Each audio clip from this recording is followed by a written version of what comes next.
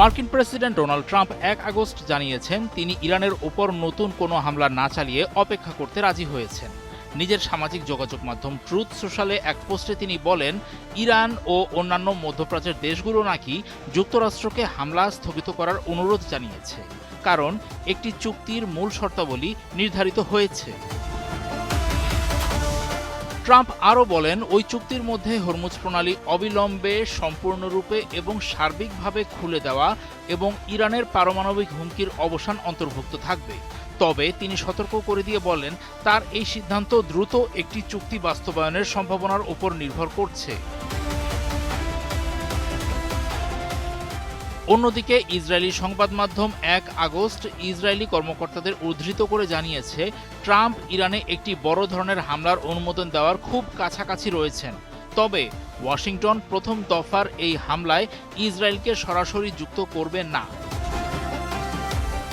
শনিবার প্রকাশিত এক বিবৃতিতে ইরানের পররাষ্ট্র মন্ত্রণালয় জানিয়েছে, শত্রুভাবাপন্ন পদক্ষেপ পুরোপুরি নির্মূল না হওয়া পর্যন্ত ইরান প্রতিরোধ ও দৃঢ়তার পথেই এগিয়ে যাবে।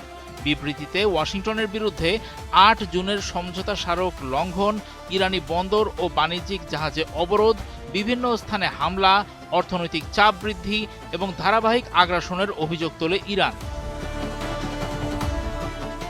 এসবের জবাবেই ইরানের সশস্ত্র বাহিনী পূর্ণ শক্তিতে তাদের প্রতিরক্ষামূলক আক্রমণ অব্যাহত রেখেছে।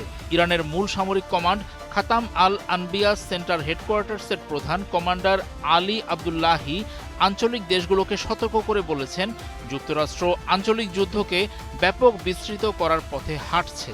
তিনি বলেন, মার্কিন যুক্তরাষ্ট্র নিজের জরাজীর্ণ বাহিনীর প্রতিরক্ষামূলক ঢাল হিসেবে ওই অঞ্চলটির মূলধন, সম্পদ, গুরুত্বপূর্ণ অবকাঠামো ও কৌশলগত শক্তি ব্যবহার করছে, যার মাসুল আঞ্চলিক দেশগুলোকে গুনতে হচ্ছে এবং ইসরায়েলের যুদ্ধযন্ত্র শক্তিশালী হচ্ছে। ইরানের ইসলামিক বিপ্লবী রক্ষী বাহিনী ১ আগস্ট জানিয়েছে, তারা উচ্চ সতর্ক অবস্থায় রয়েছে। যে কোনো বড় ধরনের সংঘাত মোকাবেলায় তারা প্রস্তুত। তারা নজরদারি বাড়িয়েছে এবং প্রতিরোধ ফ্রন্টকে সহায়তা সহ আঞ্চলিক প্রতিরোধের পরিধি আরও বাড়াবে বলে ঘোষণা দিয়েছে। একই দিনে ইরানের পররাষ্ট্রমন্ত্রী সৈয়দ আব্বাস আরাকচি পাকিস্তান ও তুরস্কের পররাষ্ট্রমন্ত্রীদের সঙ্গে পৃথক ফোনালাপে যুক্তরাষ্ট্রের যে কোনো দুঃসাহসিক পদক্ষেপ না নেওয়ার জন্য সতর্ক করেছেন।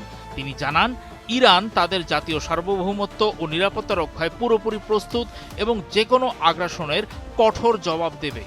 এছাড়া সৌদি পররাষ্ট্রমন্ত্রীর সঙ্গে আলাপে তিনি স্পষ্ট করেন যে, মার্কিন বা ইসরায়েলি যে কোনো আক্রমণ এবং তাতে আঞ্চলিক সমর্থন থাকলে ইরানের সশস্ত্র বাহিনী তার উপযুক্ত ও কঠোর জবাব দেবে।